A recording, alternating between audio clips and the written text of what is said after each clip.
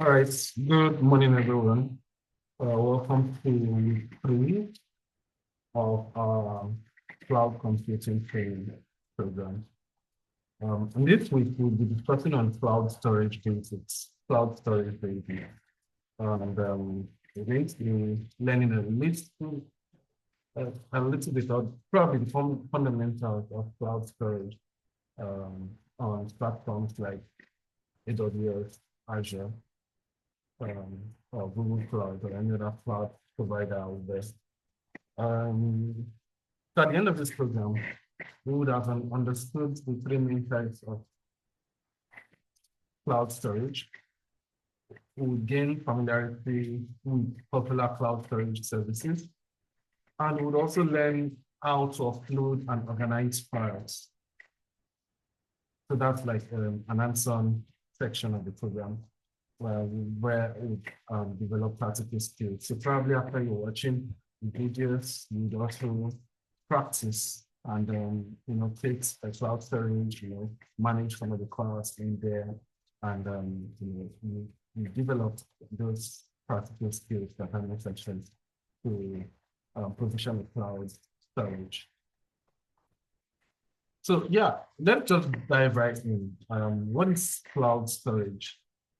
Cloud storage is a service that allows us to manage and store and access data over the internet instead of on a local hardware, basically, right? So you have your PC, and there's a storage device in your PC, your hard disk, and you can store and manage data on your PC, basically. I could store this file that we have here on the screen in my PC. It's actually stored in my PC. Then I can store pictures, music files, video files, PDF files, just about any information in my PC storage, right?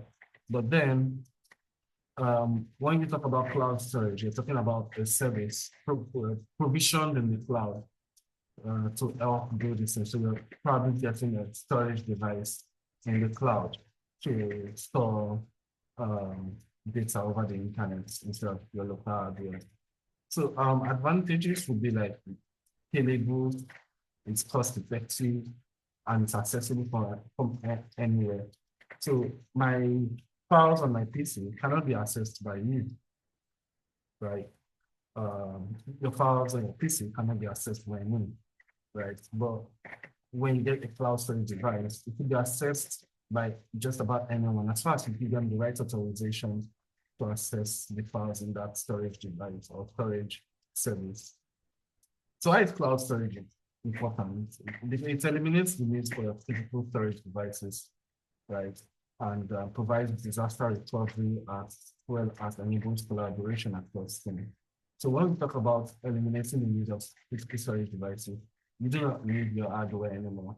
You have storage devices in the cloud to use for to use as storage for probably services that you want to run or virtual machines that you want to run. Right? Then provides disaster recovery. So if there is a disaster around me here and then my PC was destroyed and there's no backup, then that's the end. Right? But with cloud storage, there's a provision for backups, right? With if you want there to be right, so that at the end of the day, if there's a disaster, you're able to recover your files back in little or no time. Then enables collaboration across teams. So when we're talking about accessibility from anywhere in the world, basically, right? You have a cloud storage device and you give me access to that cloud storage device. I'm able to access that device and get whatever file I want from that device. Or you can also give me access to just one file in that device, in that service, rather. It's not just a device, so it's a service. So there are different types of cloud storage device. There are three main types. There's the object storage. We're going to be discussing on these three types briefly. Object storage, block storage, and file storage, right? So each of these types serves different use cases and has unique characteristics. So at the end of the day, see this introduction as, I want you to think of a cloud storage device as a virtual hard drive that you can access from any device with an internet connection, right? We already talk about virtual machines that you can access from any location, right? So now, see cloud storage device as virtual hard drive that you can access from any device, basically.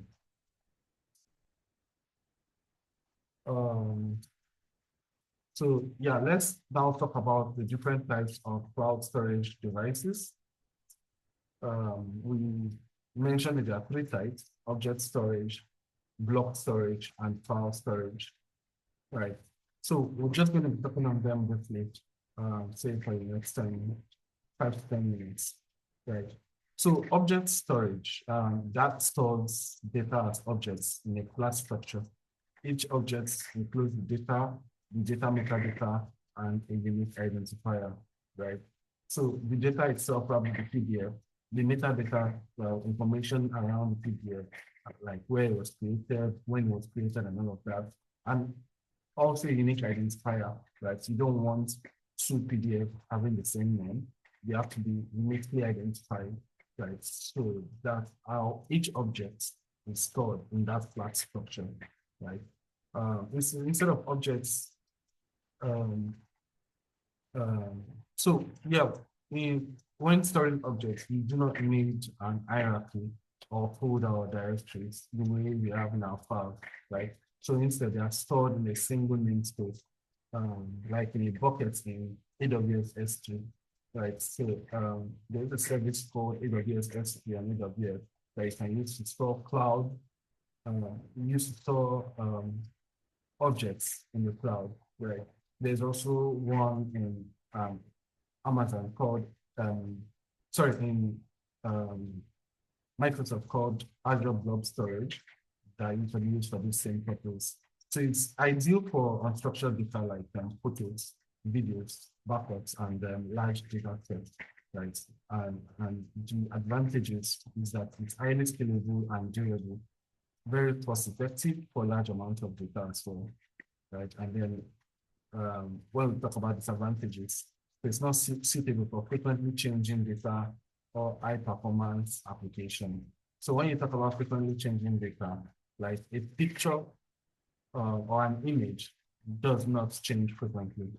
In fact, it stays the same for a long time. A PDF might not change frequently. Right? A music file does not change frequently. So those are files that are stored in an object storage. Yeah, so that's just about it for object storage. Then when you talk about block storage, it divides data into fixed size. Each of them needs a unique address and often used in conjunction with virtual machines or databases. Right, so we already talked about the use case in this case, right? But then the idea, so for object storage, it's more like a flat structure, just one place to just drop the objects in.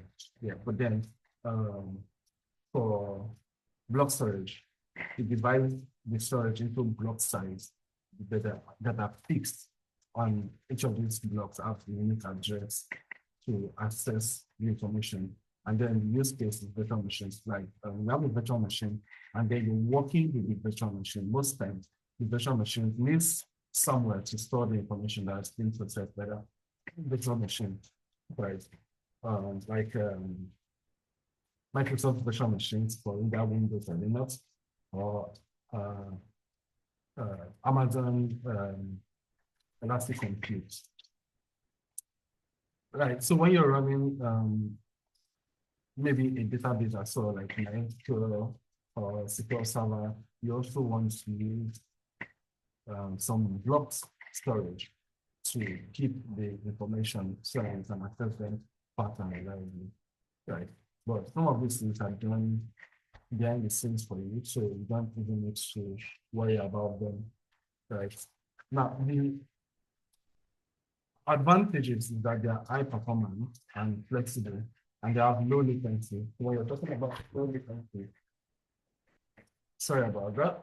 So when you're talking about low latency, you're talking about the time it takes to send a request to the storage and get your response, right? So that time is very low. So probably when you compare 5 milliseconds to probably 1 minute, 5 milliseconds is low latency compared to 1 minute. That's what low latency means. But it's more expensive than object storage and less scalable for unstructured data. Now, finally, we want to talk a bit about file storage. File storage.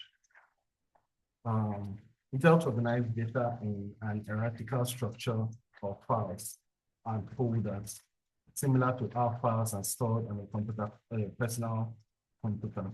So remember when we mentioned that object storage is flat. You just have like one location, there's no hierarchy, there's no files and folder, there's no sub file or sub folder. That's quite different from file storage. File storage, you need those directories, you need folder structure, file structure, and you're able to store information on that storage service using that structure. Like, so it uses directories and subdirectories of the next file. So you have like a folder, you go into that folder, you go to another folder, when you get to the file. But then you have another file in a different folder, like that structure that it uses.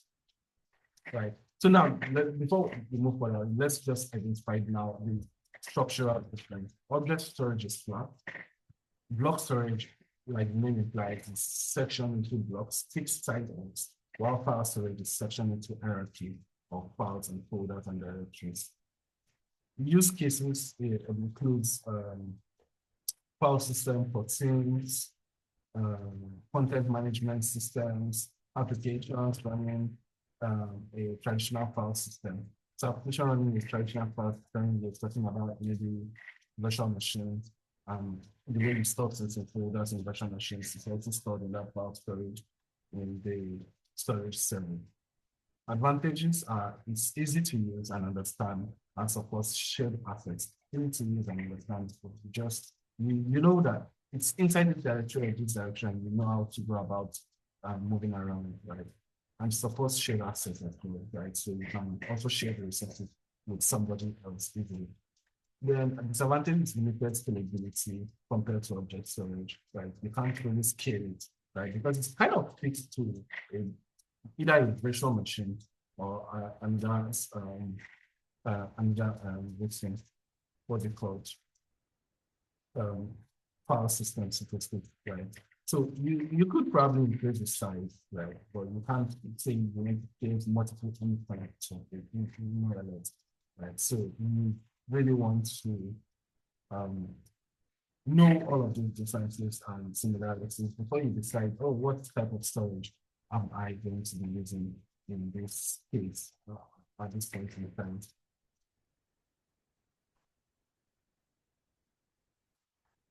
Okay, so let's now, using this table, let's visualize similarities and differences, right? The way we sort of just mentioned, right? From the structure, we're going to now differentiate them based on the structure, based on their use case, their performance, and their scalability. So we talked about object storage, we talked about block storage and file storage. So object storage plots for objects like images, pictures, music, files, and all of that, right? Block storage, turn into those and used for databases, things like that. While file storage, hierarchical, directories, files, and folders, right? Then use case, we have unstructured data that are unstructured and do not easily or quickly change. In this case, for these virtual machines and then databases and so on. And then shared file system, as well. Yeah. Then performance, I'm talking about. So this is moderate, and this is high performance, and this is moderate as well.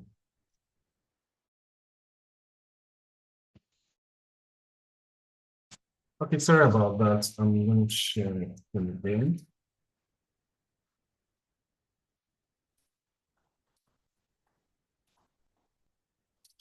All right.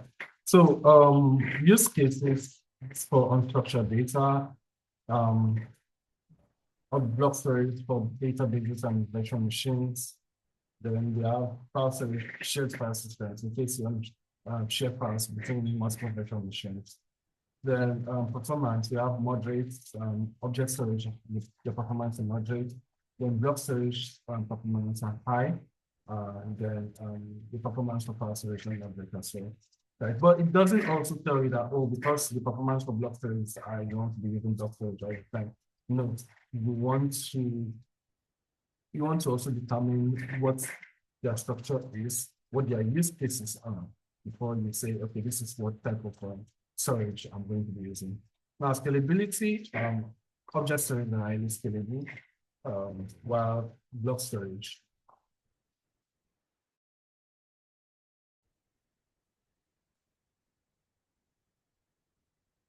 For scalability, object storage are highly scalable, while block storage and file storage are limited, right? So these are like the differences and similarities between all of the three types of storage services: the object, block, and file storage.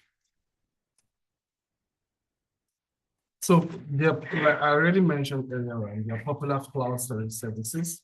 There are a lot of them, but the two most popular, I would say, would be Microsoft Azure Blob Storage and AWS S3 Simple Storage Service. That's why it's called S3. So it's more, or you could just say AWS Simple Storage Service.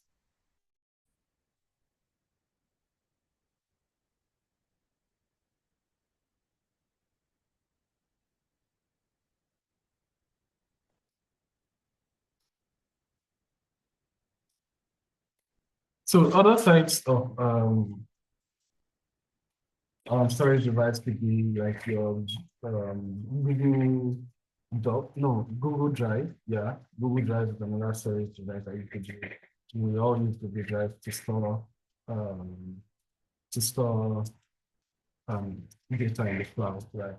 So just a quick thought. What type of storage service is Google Drive from, from what we've learned so far? What type of storage service is Google Drive? Think about it, and then I'm just going to wait for 30 seconds. Think about it and see if you know.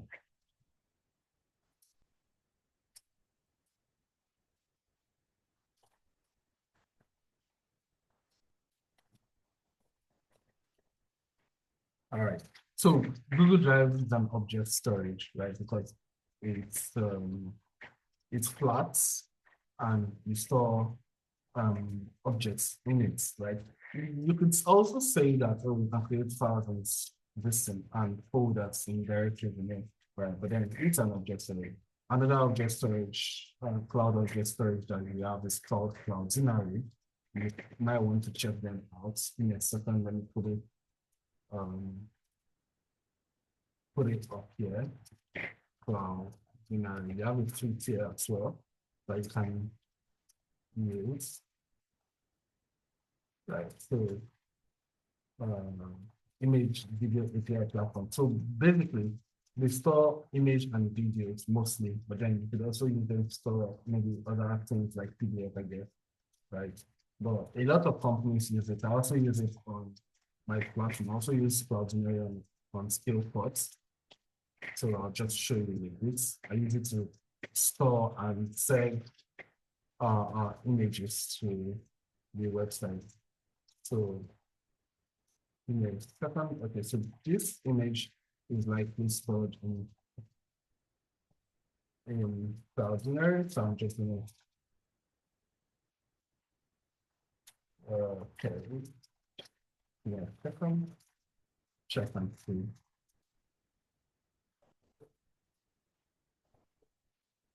That you can see is stored in Cloud, right? So I used it to save the image and I'm now saving it on my website. And I can also give you that URL and you can use it wherever you are. And that's like the advantage of cloud storage service. YouTube is another cloud storage service, although they wouldn't really say that they're cloud storage service, but it's another cloud storage service that you can use to store videos, right? But then those are like examples of cloud storage service that are focused on a particular domain. But if you want a cloud storage service that you can use to just about anything, then you can go to Microsoft Azure to create a blob storage, or you can go to Amazon S3, simple storage service to create an S3 service, right? So Azure Blob Storage is designed for storing massive amounts of unstructured data, so that's object storage. While Amazon S3 is one of the most popular object storage services, offering high durability, scalability, and security. Right. So just like highlights of the popular storage services out there. There's also one from Google Cloud Storage. You might want to also research on that.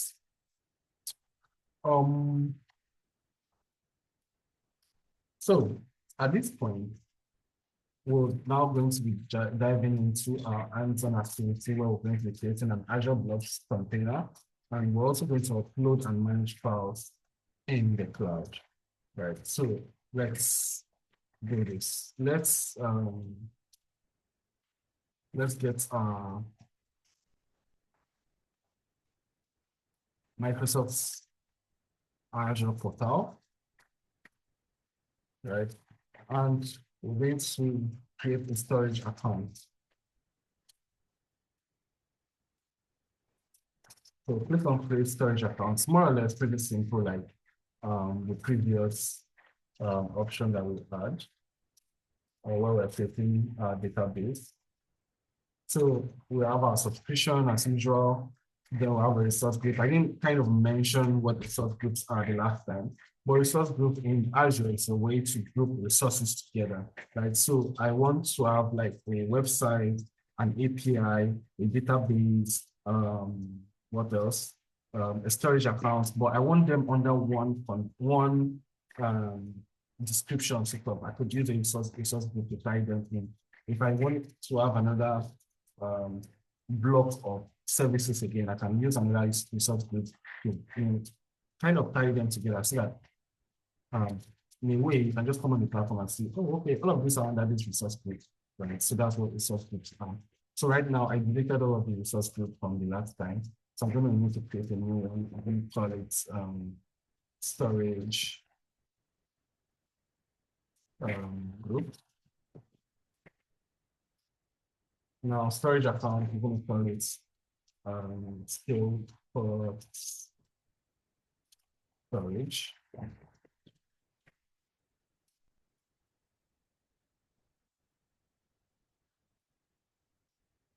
Okay, then let me look for Africa to just to avoid any issues. I'm going to look at this.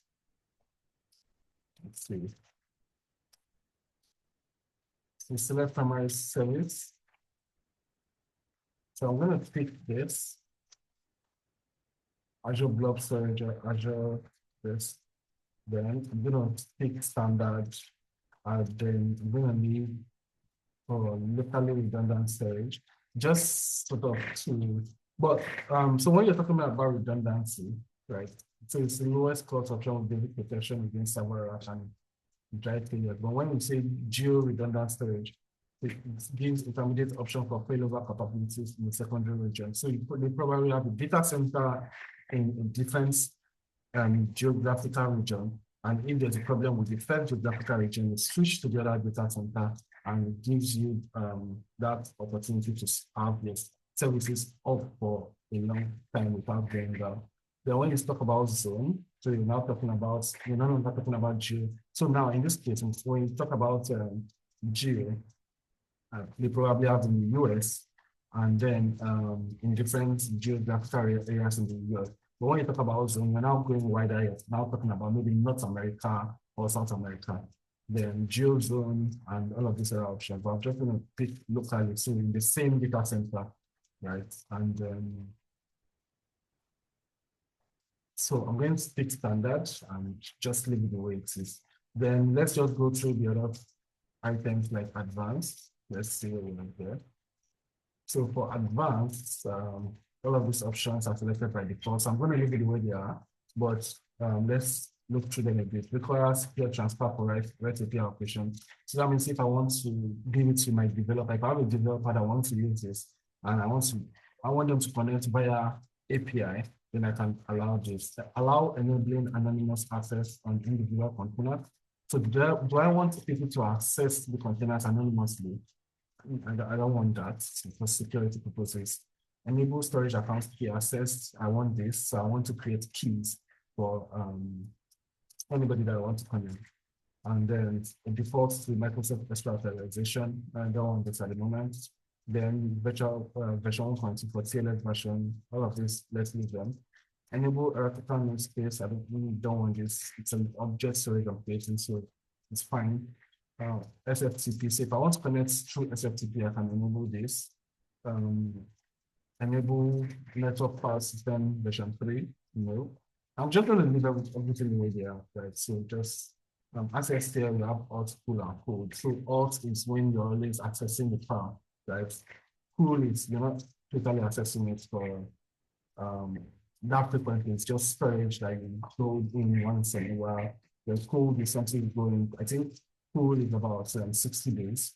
You go in random at 60 days, white code is like 180 days, right? So you want to select whichever one is preferred. I'm going to leave it at odds because I'm also going to be releasing this at the end of the day. That's okay, enable public access. I'm going to leave everything at default, but I'm just going to run through. Public access from all networks, enable public access from selected virtual network. Right, I can select this if I want just maybe my virtual machine to be able to connect on my API, right? And I can also add a private endpoint. So if I select this, it would tell me to create a virtual network or add my IP address, which is what we did in the database section. But I'm going to leave it there for all network. All right, and next, data protection. You could just read through this, but most of these are just how to protect your information so that they are not deleted easily, so to speak, right? Versioning so that you have versions to see the history and all of this stuff. So I'm just going to very next. Encryption. So use Microsoft to manage the keys, or if you have a different provider, you can use that. Enable support for customer managed keys, so blob and files, so all of these are fine. Then next tabs as usual, then review and create. So after validating and making sure everything is okay, then we can now create our storage service.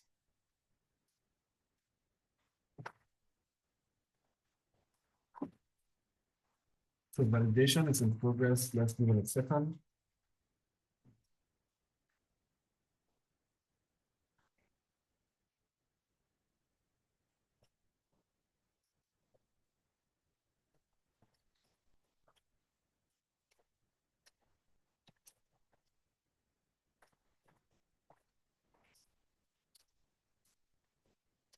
All right, so now we can create this. So initializing the deployment and we run through the normal process of deploying, and then once it's deployed, we can now deployment in progress. We can now start moving our storage service. So let's allow it to be deployed, then we can continue our demo. I'm going to pause this for a bit so that I continue when it's deployed.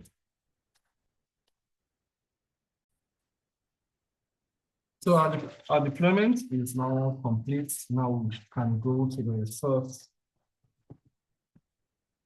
As usual, we have our dashboard where we see a lot of all this information and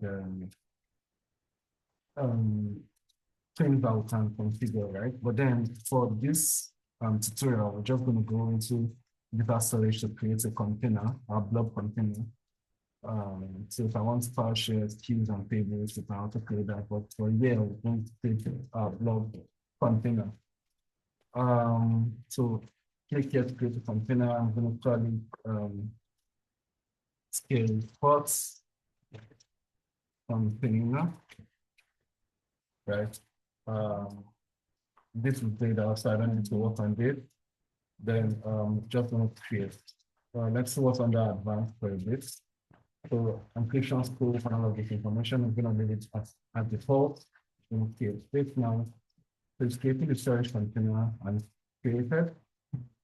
So to provide access for the storage container, I want to create, I want to generate a secure string that I would use to do that. So it's called SAS. However, the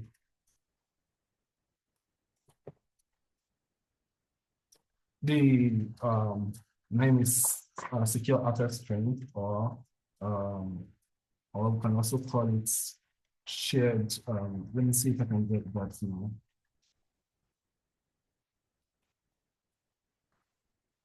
Shared access signature, right? So you will see what we're going to be using this, but let's create one.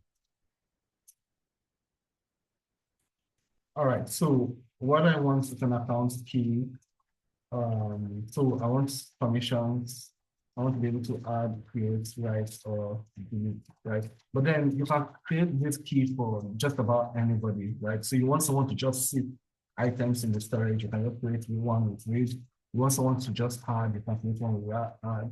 You don't want people to be able to delete, you can create one without delete access, basically. So this just itemizes the permissions that whoever is accessing the storage container with this key is going to add. Then when the key is going to be starting right now, and going to be ending, so I'll just probably put it at tomorrow. Right? So if someone were to try to access it after tomorrow, they wouldn't be able to access it. So now I can generate the token. So now I have the token here. Let me just copy that out. You wouldn't be able to use this at the time of this watching this video because I would have deleted it. But ordinarily, you don't want to give just about anybody access, right? To SAS token, to a token. Remove the token and then SAS URL and copy the URL. Use the URL. So I'm going to be showing you what we're going to be using that. So now at this point, if I were to close this page, I wouldn't be able to see this information again. So once copied, you can't see it again. You just have to keep it to yourself, so to speak, right? But you can always create another one. So if you misplace it, you can delete the first thing and then create another one. So now that's our first token, and this is our container. So to access this container, we have a program called Microsoft Azure Storage Explorer. So I'm just going to bring it to the screen. I'll show you, I'll drop a link for how you're going to be able to download this program, right? But in the meantime, this is the program, right? Microsoft Azure Storage Explorer. So to connect to it, I click on this button there, plugin button, and then I click on blob container or directory. Blob container or directory. Now I want to connect using my shared access signature URL. And then I'll just copy the URL now and paste it here. Guys. So this is the display name that I use for our container to see that shows that I have the right URL. So now I can click on yes and connect. So it's connecting, connection is successful. Now I can, so as you can see, it says, this is my container, this is my blob container. I only have blob containers, I don't have file on the rest again, right? So it has no data information. So how can I upload data to it? Let me look for an information or something to upload. Okay, so I have some screenshots to upload in my picture folder. So I click on upload files. Selected files, so just go inside picture folder and just click on another entity image, right? Default directory, another visitor stuff, leave them as defaults. Then I can also add my tabs as well. Now I want to upload this transferring from here to here, and it's uploaded. Now I have this image here, which I can manage. I can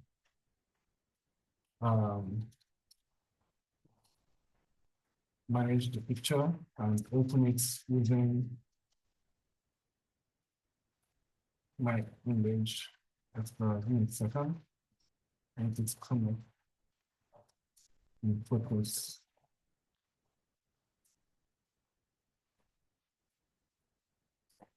It's not coming up in focus. So you can see that the access here is off as we suggested. Black modified it right now. The block bob, block blob, the content type is this, and the size is this, and the photo is this. But let's see, let's like preview. Okay, so this is the preview of the image that we uploaded. Then let's see the properties. So where we have the metadata, let's see the properties. So these are the properties. Then there's some metadata just now.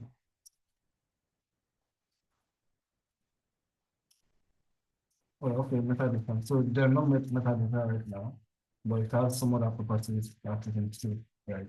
So we can manage these resources and also delete them. I can delete them. Let me see. I can do delete and delete this image from our container. All right, so no data right now in the container and everything seems fine. So this is how we manage storage services in the cloud. Just pretty simple, no hassle about it. Now, if you probably, as a cloud engineer, if you are probably working with developers, remember I pointed out where you can access this storage service using an API or SFTP. So all you need to do is enable those, as well as give the developers either the connection key or SAT URL and token and some of those other information that they're going to be using to connect to the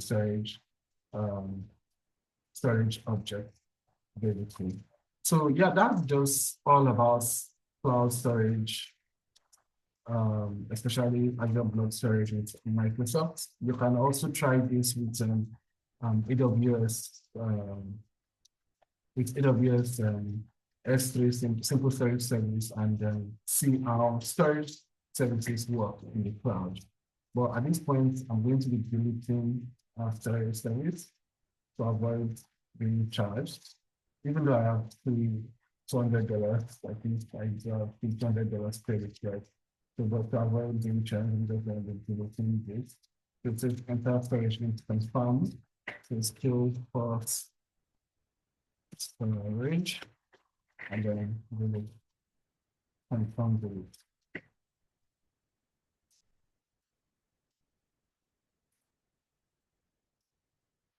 So your deployment is complete, successful deleted storage accounts. If I go back to the home page, I shouldn't be seeing any of this. Let me reload. And also let me try connecting to, let me see if I can, let me see if I can do anything like upload the file again.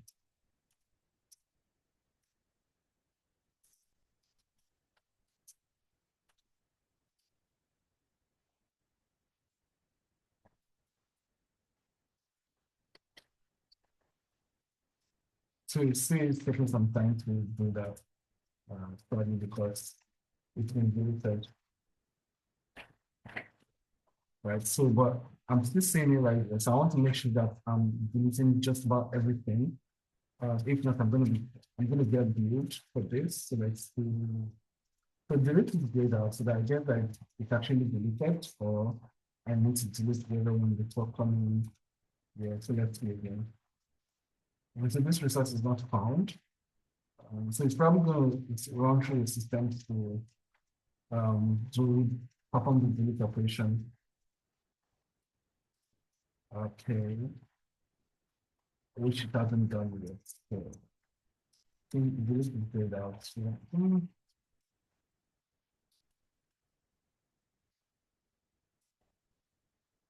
anyways, I'm going to just keep monitoring this to make sure that it's actually deleted before I leave the platform.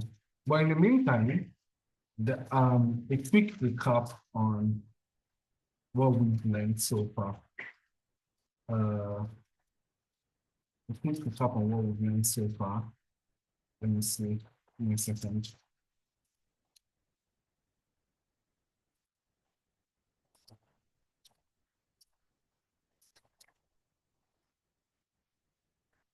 Okay.